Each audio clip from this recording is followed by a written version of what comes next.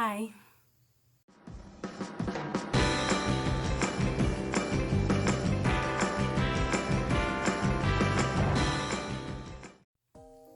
Welcome back to the next video in this series, Advanced World Building, Elemental Magic, except this time I'm talking about non-classical elemental magic, so basically your typical superhero powers.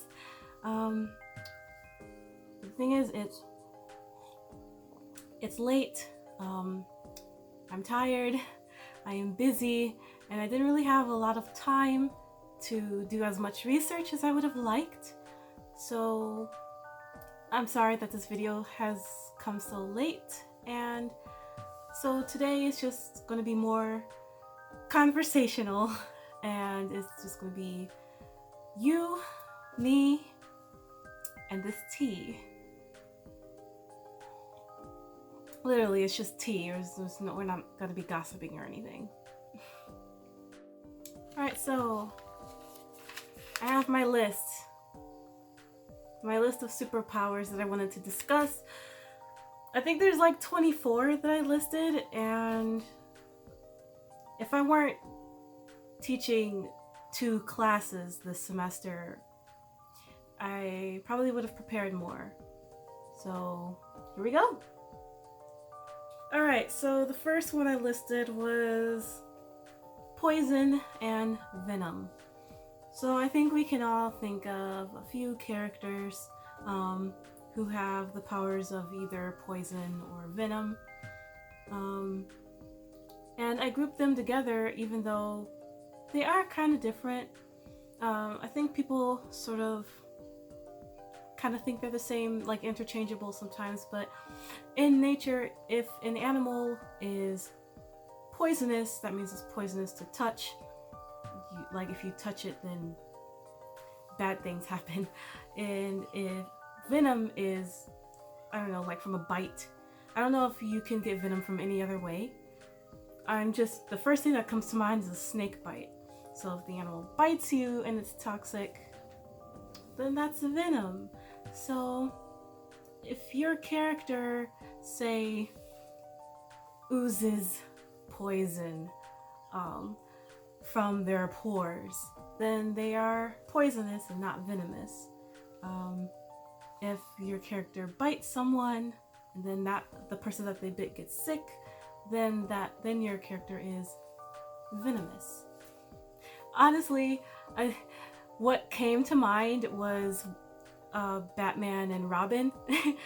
Poison Ivy, she kisses Robin, but then he like peels off this protective layer so he doesn't get, infected.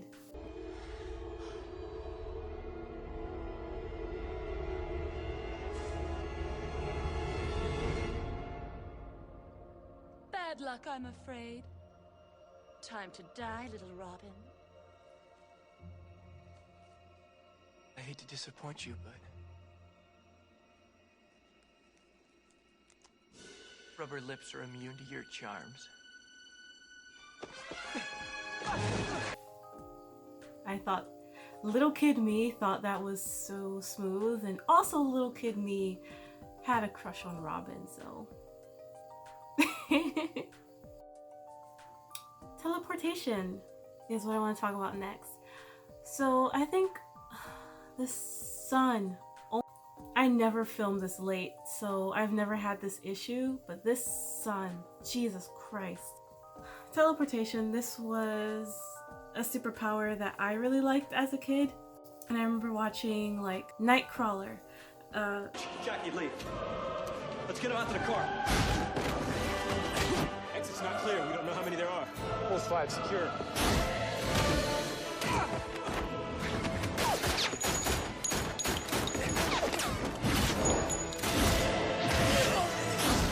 There's something in the corridor. To the shelter. Negative. Not clear.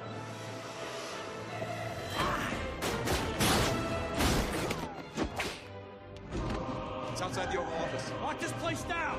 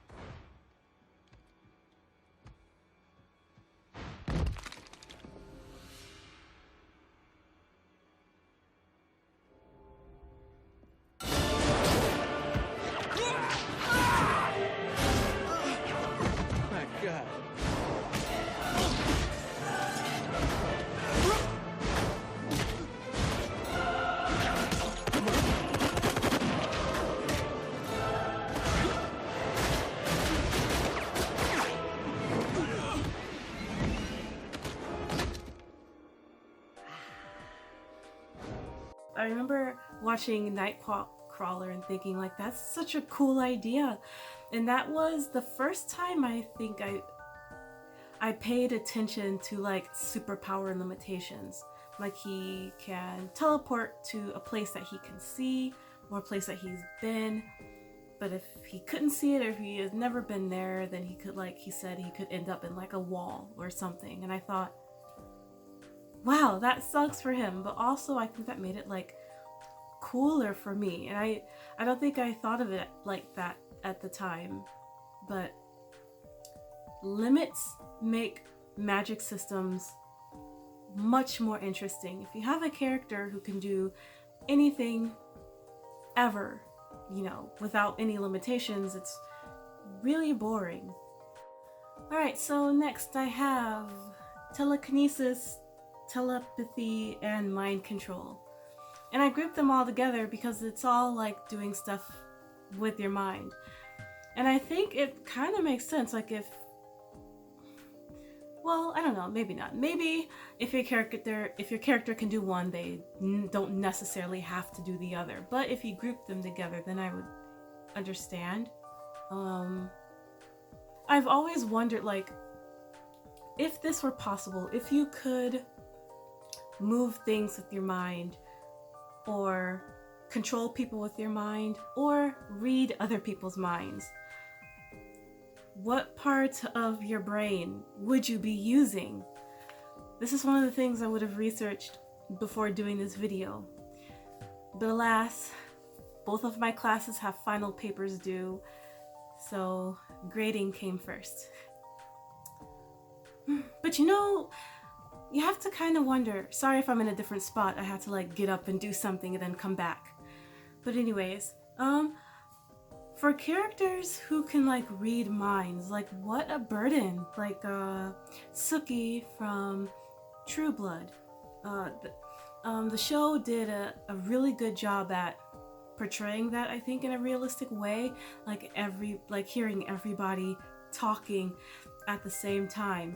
And if you hear someone thinking something negative about you, like, this girl's so weird, she's such a freak, like, of course it's gonna show on your face. Like, this person is kind of like this person just insulted you to your face, but you can't react because you're not supposed to let on that you can read minds.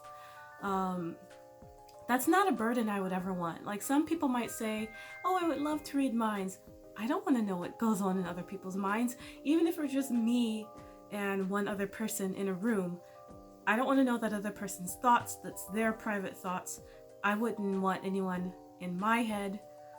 Like, people's brains are weird places.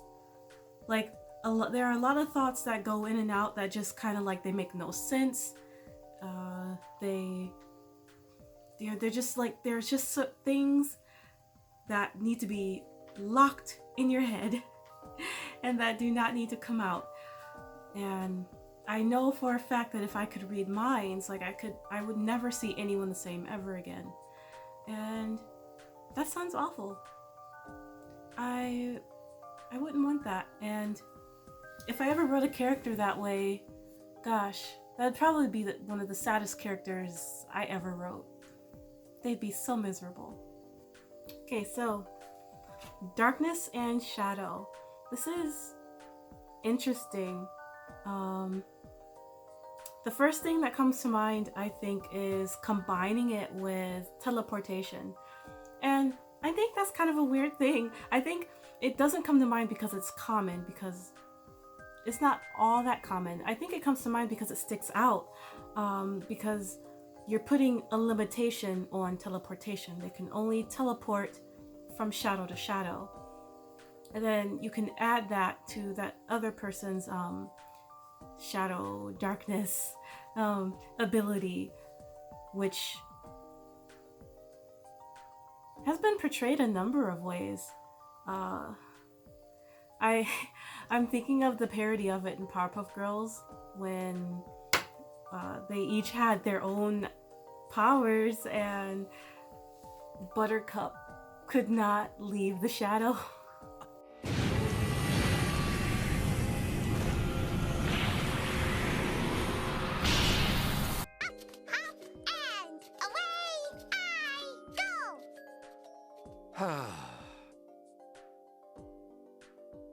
Well, aren't you going? Too bright. Mange only travels at night. And obviously Raven from Teen Titans comes to mind, summoning like dark spirits or demons, or even ultimately like becoming one. Hiei from Yu Yu Hakusho comes to mind, and also Tokoyami from My Hero Academia. And then that leads me into Void, and honestly I thought about putting Void into the same thing, but I think Void is a little different. Probably you might group it with Darkness, because like when you think of Void, you think like these characters, they wear like black and purple, so must be darkness and shadow, but Void is nothingness, so I think that can be different from darkness and shadow. So, and since it has to do with like taking something away, I also grouped it with space and time. I sometimes like to think of Void as like erasure, like oh, what's his name from JoJo's? Crazy noisy bizarre town. That season. It's been a while since I've watched JoJo's. I really need to catch up on season 5. But anyway, the one who could like erase space, erase distance. いつもよ不思議に思うんだぜ。俺のこのザ・ハンドで削り取ったものは一体どこへ行っちまうんだろうってな。ま、俺頭悪いから深く考えると頭痛起きるけどよ。That's a wild superpower. And then Aizawa Sensei, like he can erase your powers with his eyes. Like that's super Void, and I think that is so cool. And I think maybe I should group in Siphon with this. I'm sorry guys, this is what happens when I don't write everything down and organize my thoughts. Siphon. I wrote Siphon down here somewhere, but Siphon is the act of like sucking something in, like rogue, touching someone. Like you've seen it in various forms of media, I'm sure, when a character touches you and your life drains, or like when a video game villain like performs a spell, then they take all your mana and increase their mana, or they take your hit points and it increases their hit points. Siphon is a bitch. Space and time. These are such overpowered abilities. I don't like to use them in my own writing, and I think it's hard to do them well unless you put like really interesting limitations on them, like they can control time but they can only do it in this specific way, or they can only go back in time or stop time for a specific amount, you know, something like that. And I don't know, even then, like even if you could stop time for 3 seconds, that can still be pretty overpowered. And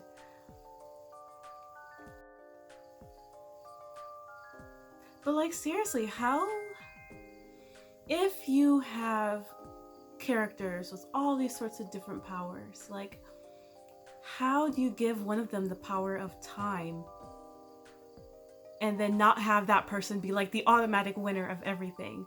Like even in JoJo's, Jotaro, he wins all the stuff. I mean, he's the main character, so of course. And but what if someone who wasn't the main character and or the main villain, you know, what if they were given time? Like how would that have worked out? And For a while, I was trying to write a magical girl tournament arc because that's the kind of nerd I am, I guess. And I was writing out all of their abilities, and I wanted to give one of them the power of time. But then in every scenario I could think of, the person with the power of time would win every time, unless maybe they were arrogant and the person they were fighting against, you know, used that to their advantage. But like, that happens all the time. Like, how many times has Frieza gotten his ass kicked because... And how many times has a villain gotten their butt kicked because they were too arrogant? Like, that happens all the time, and I didn't want to really do that because it's so predictable. The power of space, though, I think that's an interesting concept. And it's not a superpower that I see a lot. What would creating space look like? What other, like, if you create space, right, then you're creating like nothingness. You'd have to also be able to create the other various like atoms and particles and like materials to fill in the space that you're creating, right? That would be a wild superpower. And like, when you take space away, where does it go and how does it affect the rest of the world, right? Like, if you take space away, the Earth even gets just like a little tiny bit smaller. What would that do? Like, if you do that so many times, you're adding and taking away space. Like, how would that affect the world around you? How would that affect the world at large? How would it affect the environment? Like, it's a lot to think about. Alright, so next is flying, a classic superpower. If your character has telekinesis, like telekinetic powers, then I can see them like using their mind to lift themselves up so they can soar through the air. But I don't know, flying is kind of boring. But when I think about it, how is a character able to make themselves fly without also having telekinetic powers? I can't think of any other way. Like, you'd have to have at least some telekinetic ability. And if your own body is the only thing that you can move, is that like an undeveloped telekinetic ability? Is it ability that you could further develop so that you can move other things, like not connect it to yourself? Like, say the first step to having telekinetic powers is that you can fly, and then the next step would be like moving this computer chair, which you guys totally can't see because it's behind the camera. But like, say I can fly, and then I practice, and then I can move this computer chair. Has that ever happened? Is that a thing? Has anyone written something like that? I'm sure someone has somewhere. And I'm running out of space already. And we've only gotten this far on the list, so this is gonna be a long series. Unless I figure something out. Unless I figure out a better way to do this. But I mean, let me know if you guys prefer, like, if you guys liked this more conversational version of the video. Actually, since this is conversational, let's start a discussion in the comments section. So, regarding the powers that I talked about in this video, comment below, you know, what's your favorite thing about those powers? What do you dislike about those powers? And what do you think could be done differently? So yeah, will be some interesting limitations also. Limitations are so important. Anyway, super shout out to LCT-Comics and Casian Holly. Likes and subscribes help me out quite a lot. And thank you for watching yet another one of my world building videos. Bye!